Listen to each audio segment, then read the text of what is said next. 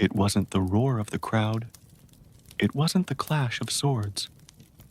It wasn't even the emperor's dramatic sneeze during intermission.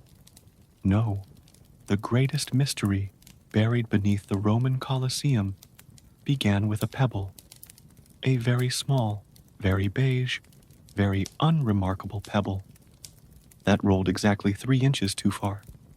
History loves drama, but tonight we're here for the dust, the forgotten, the mildly interesting, the kind of secrets that make you say, huh, and then immediately fall asleep.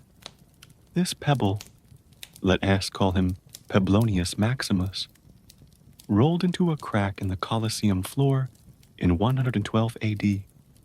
No one noticed, not the gladiator who tripped, not the lion who sniffed, not even the emperor, who was busy wondering if his toga made him look bloated. But beneath that crack, something stirred. A secret, a whisper, a beetle named Greg. Greg had lived there since 89 AD. He didn't ask for much, just silence, solitude, and the occasional fig crumb. But when Peblonius arrived, Greg knew something was different. The pebble was a messenger, not of war, not of prophecy, but of boredom. And that, dear listener, is where our sleepy saga begins.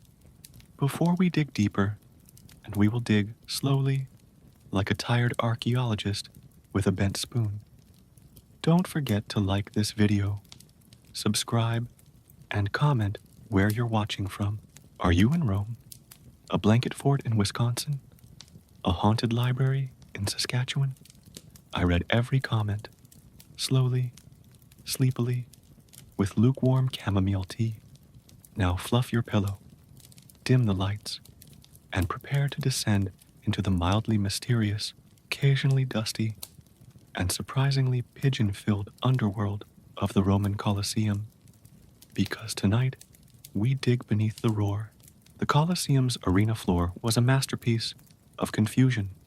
To the untrained eye, it looked solid, stable, walkable. But beneath its surface lay a world of trapdoors, tunnels, lifts, and one very lost goat named Cornelius, who, according to legend, wandered in during a chariot race and never found his way out. The sand that covered the floor was imported from somewhere. No one remembers exactly where. Some say Egypt. Others say a forgotten beach near Naples. One theory suggests it was collected from the emperor's personal sandbox, which he used for stress relief and dramatic finger drawing during Senate meetings. The wood beneath the sand was equally mysterious. It creaked. It groaned. It held secrets. One plank, historians believe, was cursed to squeak only during dramatic pauses. Another was rumored to whisper bedtime stories to the rats. The rats, for their part, were unimpressed. They preferred gossip. And then there were the trapdoors. Dozens of them, hidden beneath the sand like sleepy little surprises. They opened to reveal gladiators, wild animals, props, and once, very briefly, a confused mime who had taken a wrong turn at the forum. The trapdoors were operated by pulleys, ropes, and a team of men who were paid in olives and vague promises. These men worked in the hypogum, the underground network of tunnels and chambers beneath the arena. It was dark. It was damp. It smelled faintly of ambition and expired garum. One chamber, known only as Room 7B, contained a single chair, a broken lyre, and a scroll that simply read, "Do not open until nap time." No one knows who wrote it. No one knows what it means. But every archaeologist who has seen it has reported feeling an overwhelming urge to lie down and take a nap. The floor, then, was not just a stage. It was a gateway, a thin veil between spectacle and secrecy, between the roar of the crowd and the quiet shuffle of history. And as Peblonius Maximus, Our humble pebble from chapter 1 settled deeper into the crack between two planks.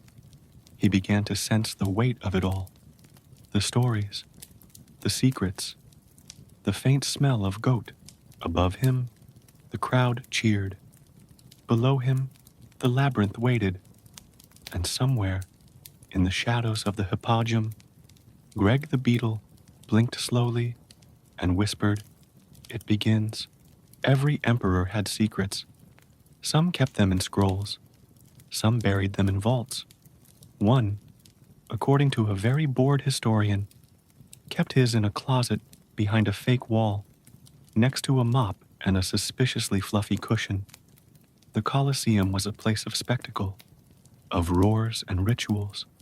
But tucked behind the eastern archway, past a corridor that smelled faintly of olives and ambition, there was a door that didn't appear on any map, a door that didn't squeak, didn't creak, and didn't open unless you knew the password.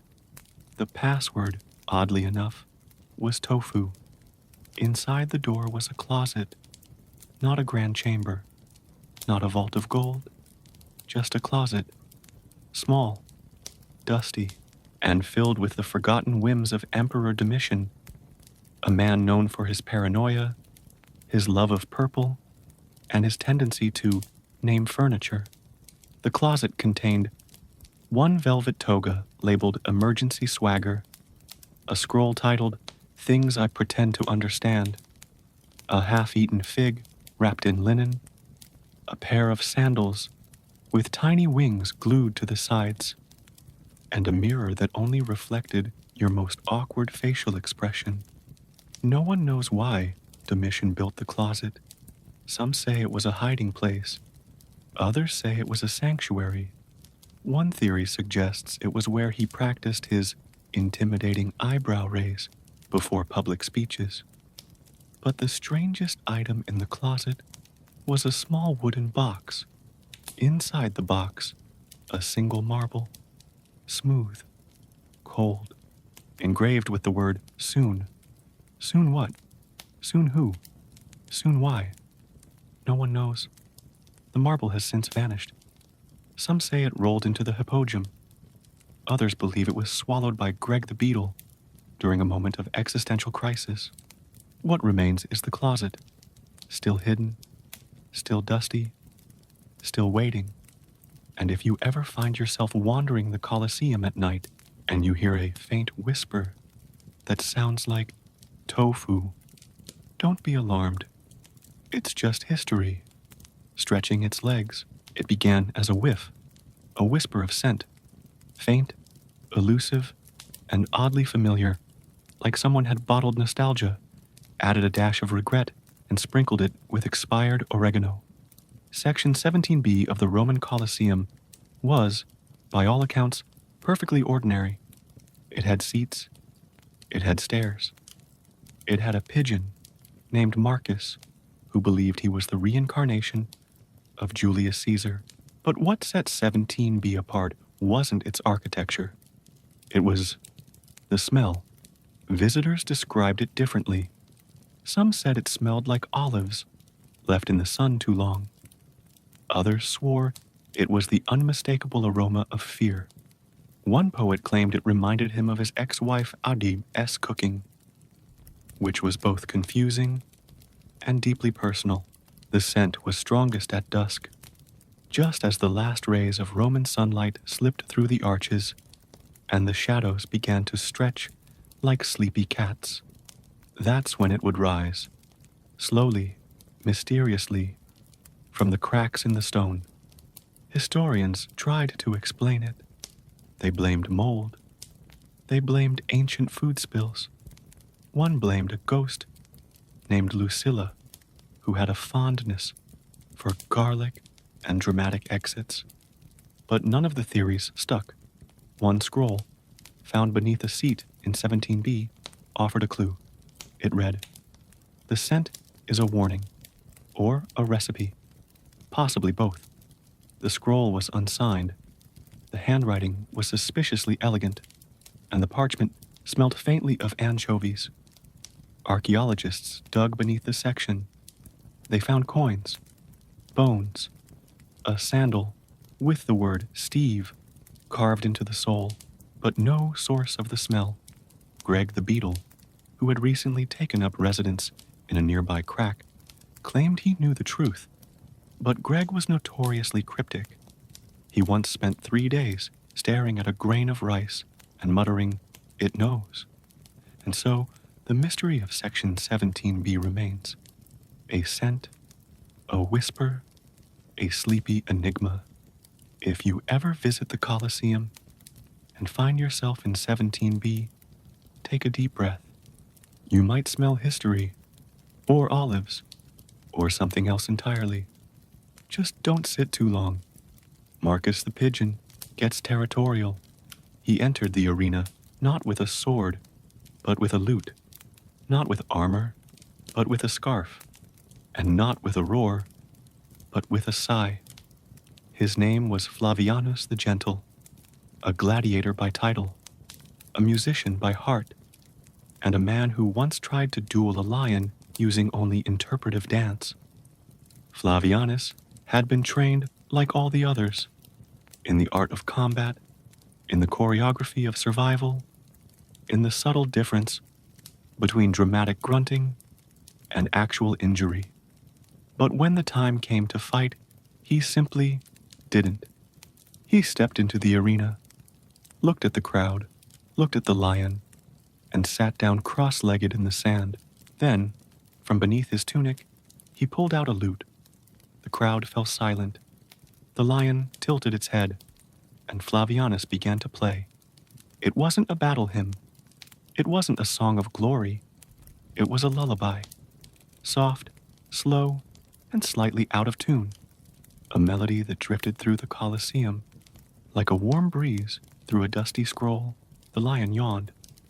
The emperor blinked. A pigeon landed on Flavianus's shoulder and stayed there, swaying gently to the rhythm. No one knew what to do. The crowd, trained to cheer for blood, found themselves humming along. One senator wept quietly into his goblet.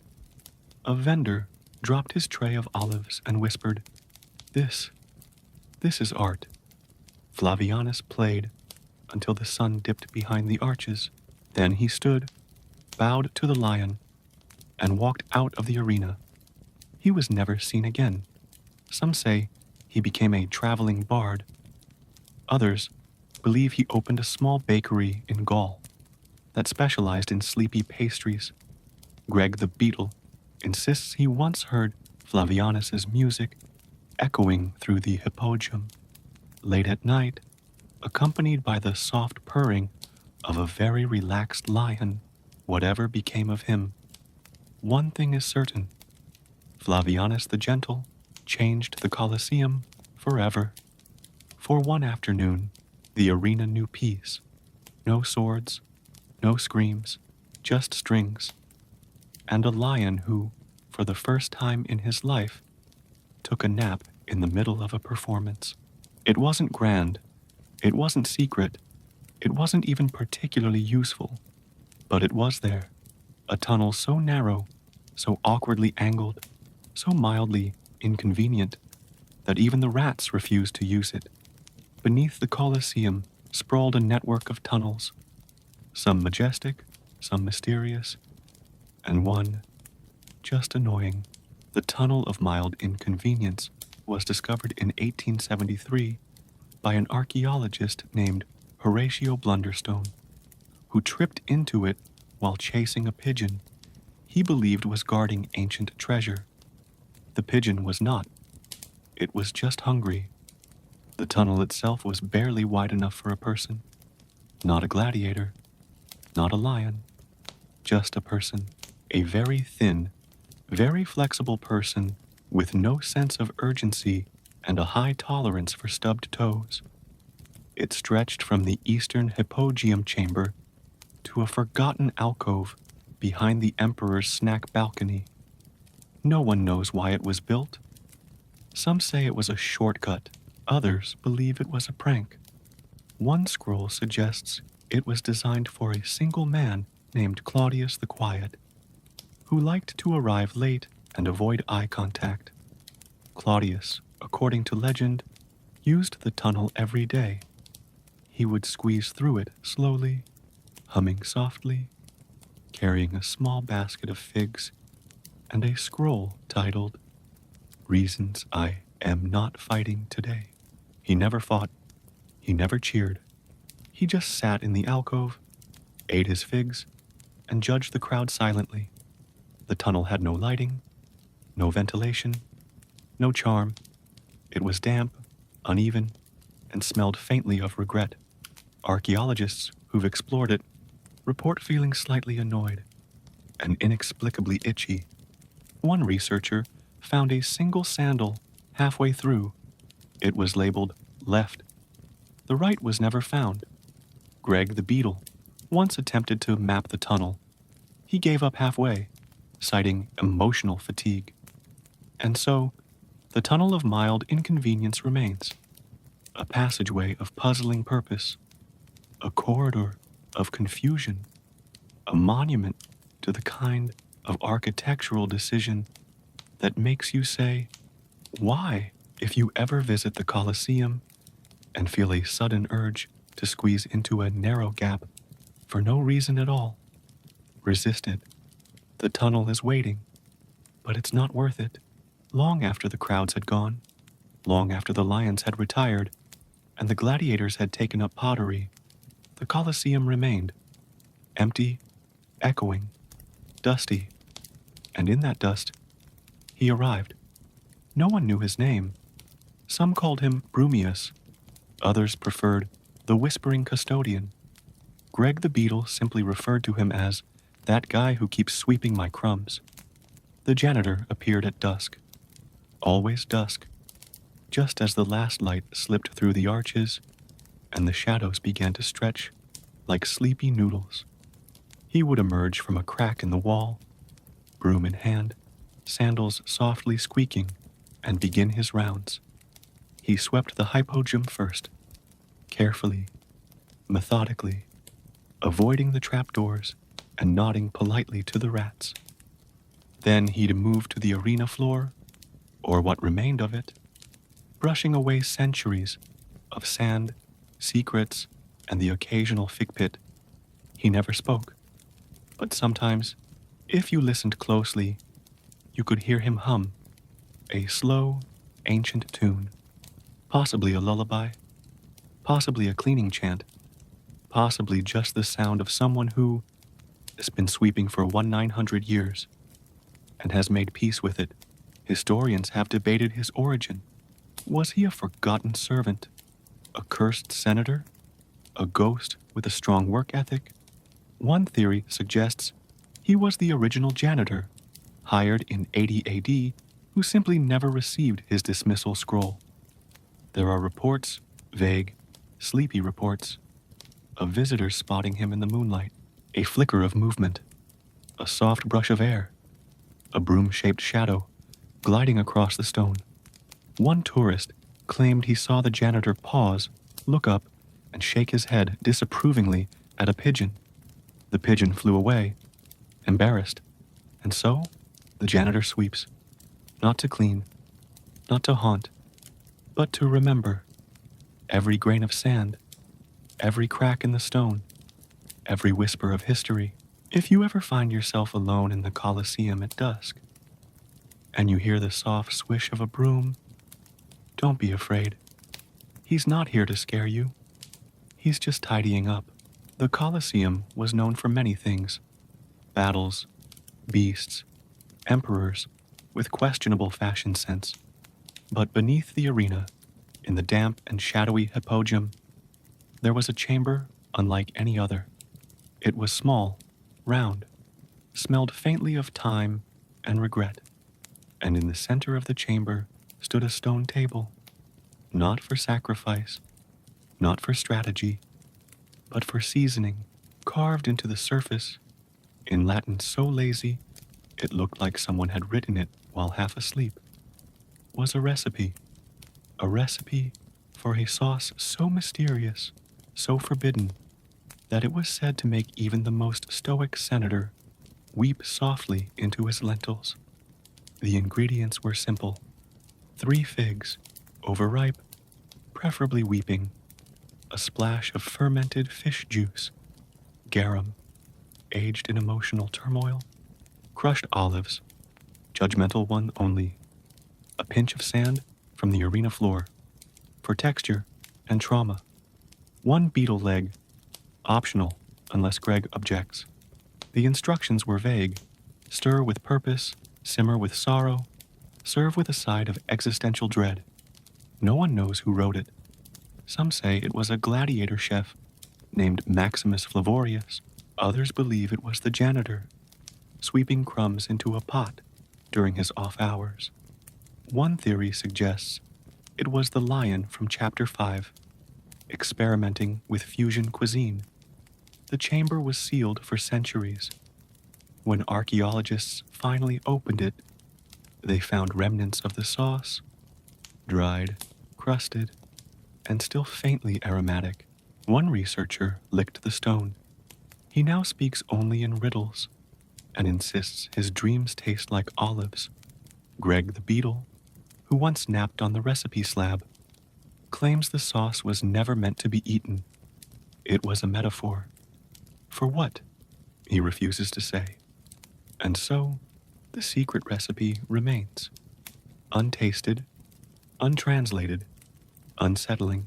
If you ever find yourself beneath the Colosseum, and you smell something that reminds you of ancient disappointment and spicy ambition, you may be near the chamber. Just don't lick the stone. It's rude, and Greg is watching. The Roman Colosseum has always had pigeons. That much is certain. But what historians rarely discuss, mostly because it is ridiculous, is the theory that these pigeons were part of a vast ancient conspiracy. It began with a scroll, found wedged between 2 stones in the upper tier. The scroll was short, cryptic, and oddly poetic. They see, they know, they coo in code. At first it was dismissed as nonsense, the ramblings of a sleep-deprived scribe. But then came the sightings: pigeons gathering in perfect circles, pigeons tapping in rhythmic patterns on the stone, pigeons staring, unblinking, at senators until they dropped their goblets and fled. One emperor, possibly Titus, possibly just a man who looked like Titus, claimed he saw a pigeon wink at him. Twice, he banned pigeons from the Colosseum for a week. They returned in greater numbers, organized, determined, slightly puffier. Greg the beetle, who had long suspected the pigeons of espionage, began documenting their behavior. He noted their formations, their synchronized landings, their suspicious fondness for Section 17b. See Chapter 4.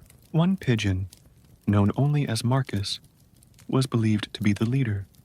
He wore a faint scar above his beak and had a habit of stealing olives from unattended scrolls. Marcus was seen at every major event, every battle, every speech, every fig-related scandal. Some say the pigeons were messengers. Others believe they were spies for rival cities. One theory suggests they were time travelers, sent to observe humanity's decline via snack choices. Whatever the truth, the pigeons remain, perched, watching, occasionally pooping. And if you ever visit the Colosseum and feel the unmistakable sensation of being judged by a bird, you probably are. Just don't make eye contact. Marcus hates that. The Colosseum was a marvel of engineering. Arches, corridors, seating tiers, arranged with mathematical precision. But nestled within its symmetrical splendor was a peculiar anomaly, a seat that seemed to defy comfort, logic, and snack retention.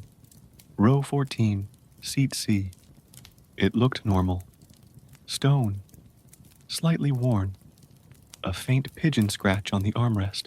But for centuries, left-handed spectators who sat there reported the same phenomenon. Snacks slipped, goblets tipped, olives rolled away with alarming speed. The first recorded incident was in 91 AD. A senator named Publius Ambidextrus sat in the seat with a tray of honeyed dates. Within moments, the tray had flipped, the dates had scattered, and Publius had declared war on gravity. Over the years, the pattern continued. Figs fell, bread crumbled. One man lost an entire roasted dormouse, which was later found in the hypogeum, being worshipped by rats. Right-handed spectators had no issues. They sipped, they snacked, they gestured dramatically. But the left-handed, doomed. Historians debated the cause. Was it a slope in the stone? A mischievous spirit? A design flaw by a right-handed architect with a vendetta? One scroll, found beneath the seat, offered a clue. It read, "Balance is for the favored." The rest must adapt. Cryptic, passive-aggressive, possibly written by a pigeon. Greg the beetle, who once napped under the seat, claimed the curse was real. He described a faint hum, a subtle tilt, and a fig that rolled uphill. Uphill. Modern researchers have tried to replicate the effect. They placed olives, grapes, and even a small wheel of cheese on the seat. All slid left, every time. And so, the legend lives on.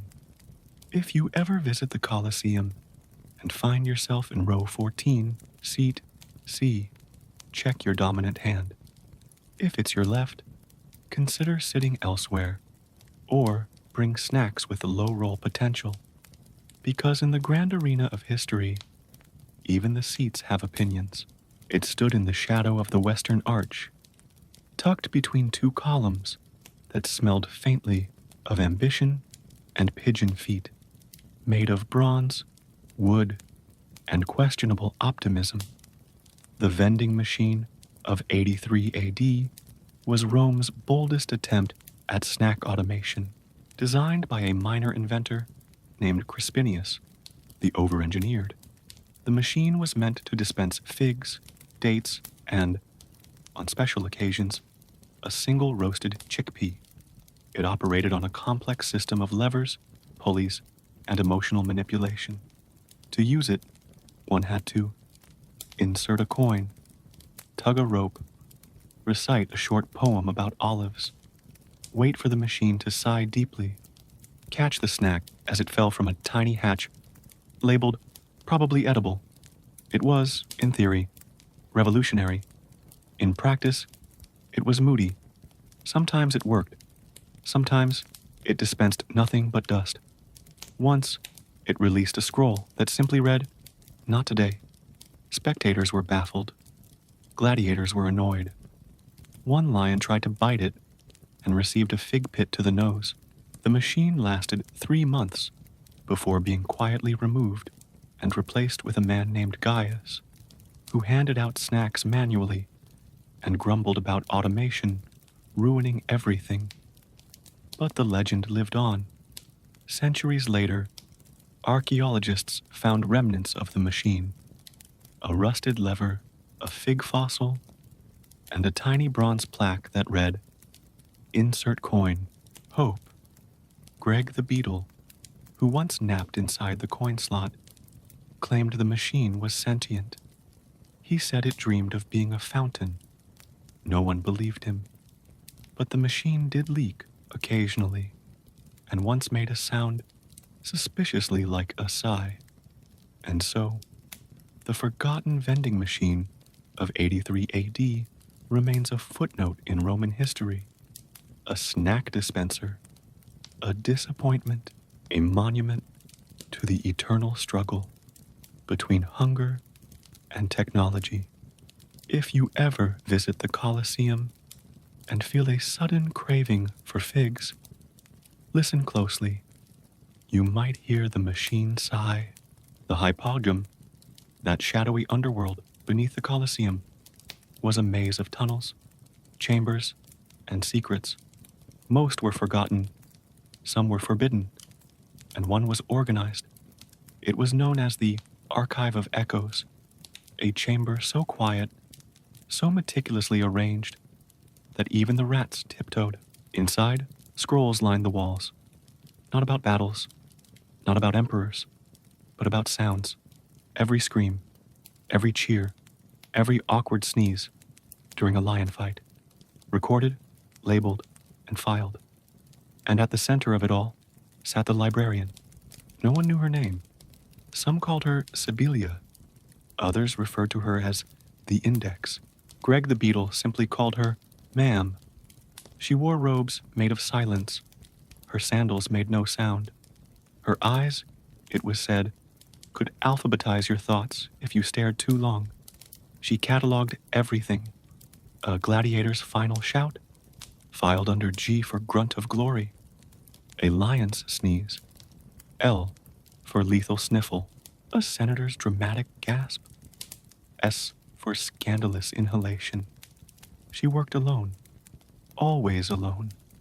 Occasionally assisted by a pigeon named Octavius, who specialized in scroll delivery and passive-aggressive cooing. No one dared disturb her. One guard once entered the chamber without knocking. He left with his memories rearranged and a sudden obsession with alphabetical soup. The librarian never aged, never slept. She simply listened and wrote and filed. Some say she was cursed. Others believe she chose the role.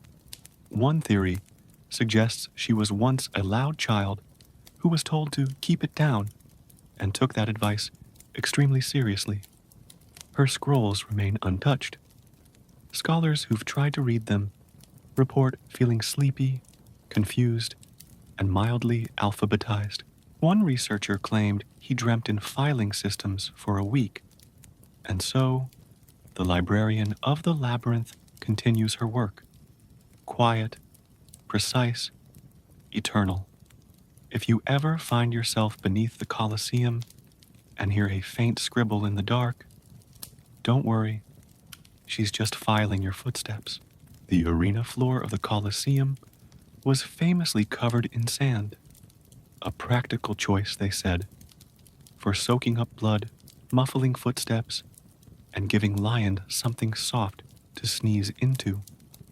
But the truth, buried beneath centuries of assumptions and one very dramatic pigeon feather, was more complicated. The sand was imported. That much is known. But from where? That's where the mystery begins. Some records suggest Egypt.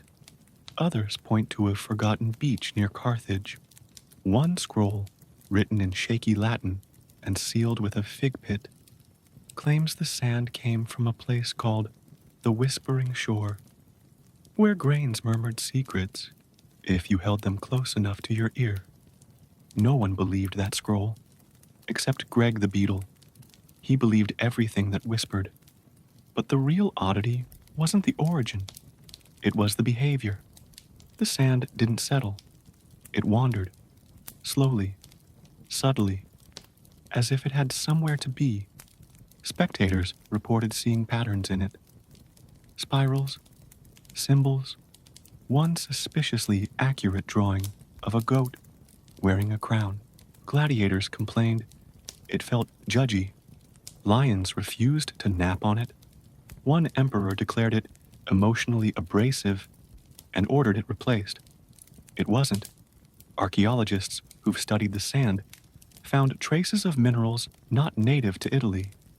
Tiny fragments of bone, one piece of what might be a scroll, etched with the word shh. And then there was the scent, faint, elusive, like old parchment dipped in time and forgotten ambition. Some say the sand was cursed. Others say it was enchanted. One theory suggests it was part of a failed experiment to create smart terrain, ground that could react to drama and adjust its texture accordingly.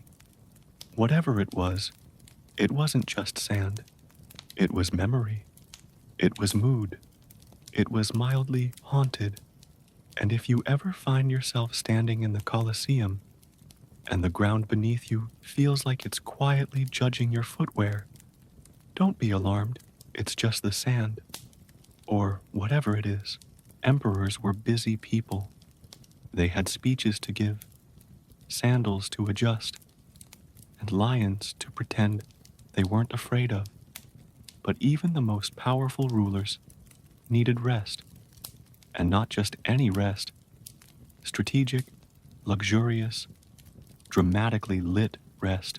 That's why Emperor Titus, or possibly Domitian, records are unclear and mildly sleepy, commissioned a chamber beneath the Colosseum, not for meetings, not for plotting, but for naps. The chamber was small, circular, and lined with velvet cushions, imported from somewhere suspiciously soft. The walls were painted a calming shade of imperial lavender, and the ceiling featured a mural of clouds shaped like victorious gladiators, gently snoozing. At the center of the room stood a chaise lounge. Not just any chaise. This one was rumored to sigh softly when sat upon.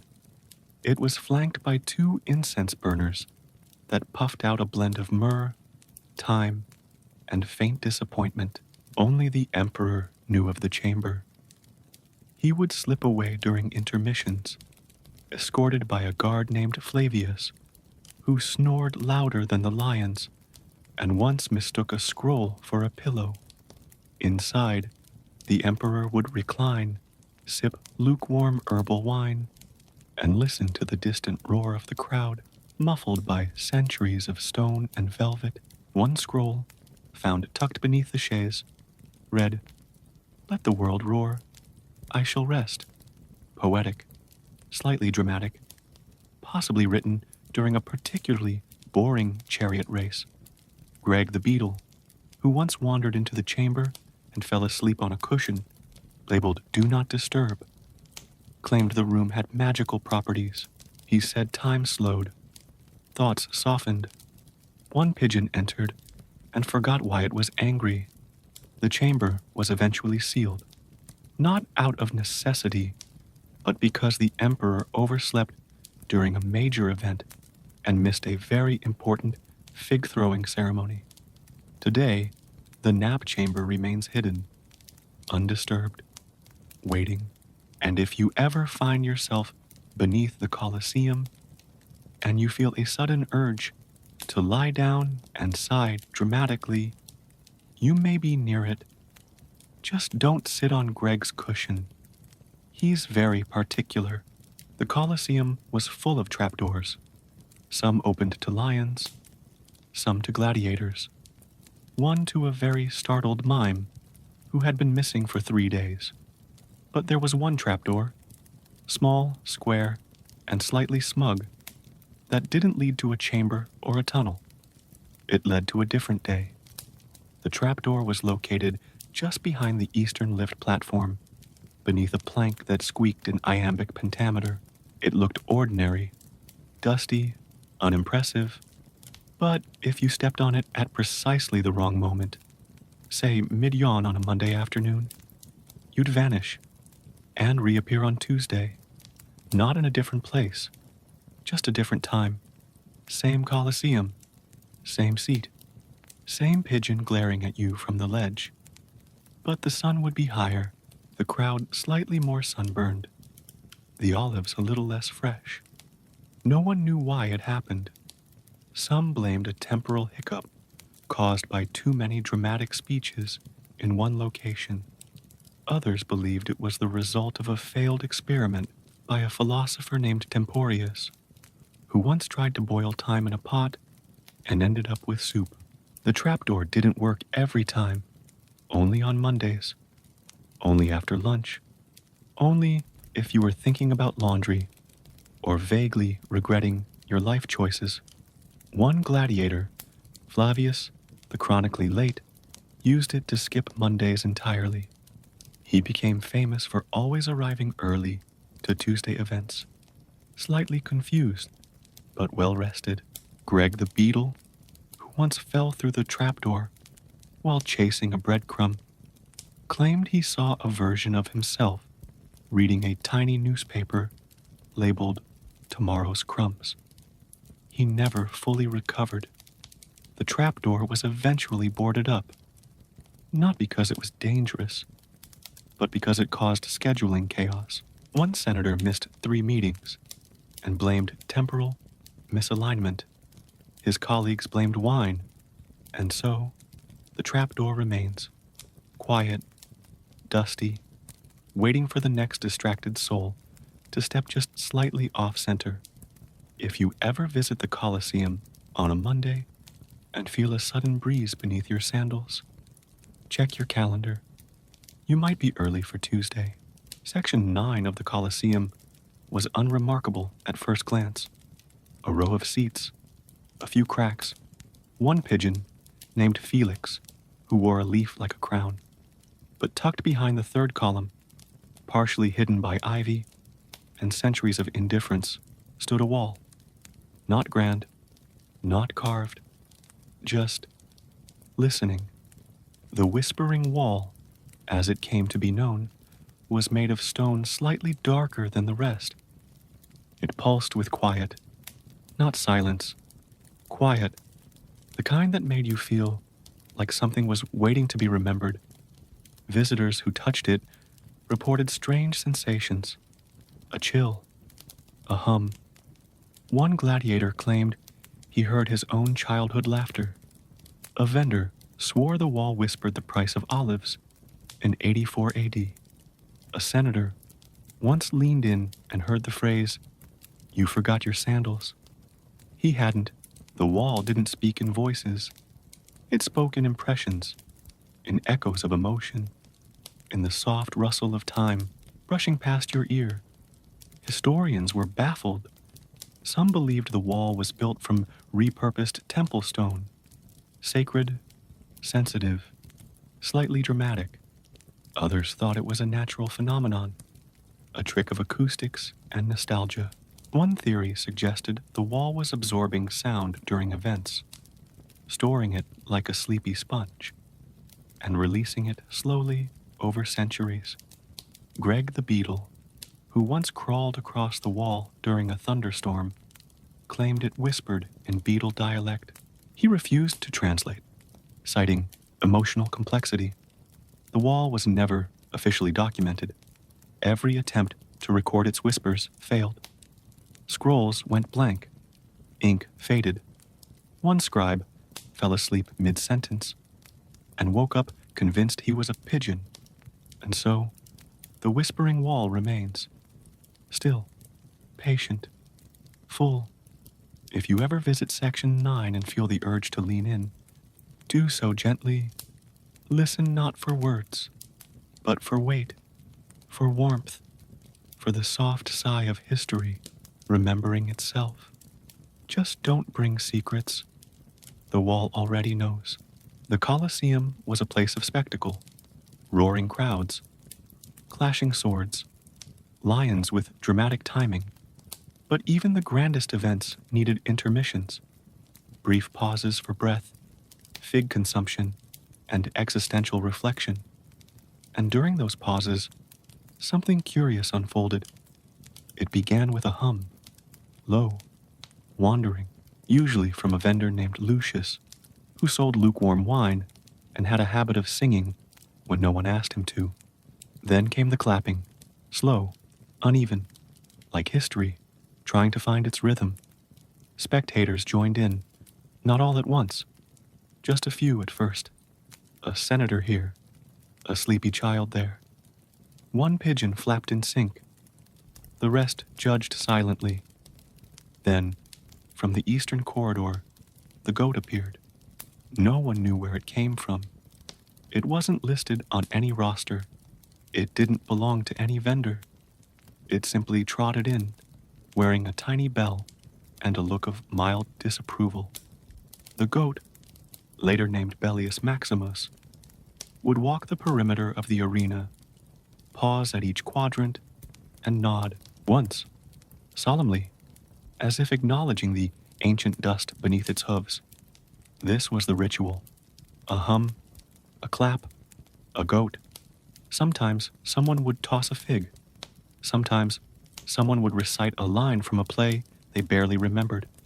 Once, a mime tried to join in and was gently escorted out by Bellius himself. No one knew why it started. Some say it was a way to honor the fallen. Others believe it was a collective attempt to stay awake between lion naps. One scroll suggests it was a coded message to the janitor, see Chapter 7, who always swept faster during the ritual. Greg the Beetle, who once rode on Bellius's back during a particularly dramatic intermission, claimed the ritual was older than the Colosseum itself. He said it was a reset, a moment when time blinked and history exhaled. Eventually, the ritual faded. The goat retired. The clapping lost its rhythm. Lucius switched to whistling, but traces remain. If you ever visit the Colosseum and feel a sudden urge to hum during a quiet moment, go ahead. You might just summon Bellius, and he's always listening. The scroll was found wedged behind a loose stone in the Colosseum's northern corridor, the one that always smelled faintly of time and unresolved arguments. It was brittle, ink-smudged, and tied with a ribbon that looked suspiciously like it had been chewed by a goat. At first glance, it seemed harmless. A list of phrases, some poetic, some nonsensical. One that simply read, "Do not read this out loud." Seriously. Naturally, someone did. His name was Tertius, a junior scribe with a flair for drama and a complete disregard for warnings written in capital letters. He read the scroll aloud during lunch. By the time he reached the third line, his sandals had filled with lukewarm water, and his hair smelled like rosemary. The scroll didn't summon demons. It didn't open portals. It just reacted. One phrase made torches flicker in rhythm. Another caused a nearby pigeon to hiccup for 7 minutes. A particularly dramatic stanza made a senator forget the word banana permanently. Scholars were baffled. Was it a spell? A prank? A very specific form of poetry designed to mildly inconvenience? Greg the Beetle, who once napped on the scroll and accidentally triggered a line by sneezing, claimed it was a linguistic trapdoor. He refused to elaborate, citing vocal liability. The scroll was eventually sealed in a box, wrapped in silence, and labeled, "Do not recite, do not rhyme, do not even hum." But sometimes, late at night, the box hums back, and so the scroll that shouldn't be read aloud remains unread. Mostly, probably. If you ever find yourself beneath the Colosseum and stumble upon a scroll that smells like time and dares you to speak, don't, or at least wear waterproof sandals.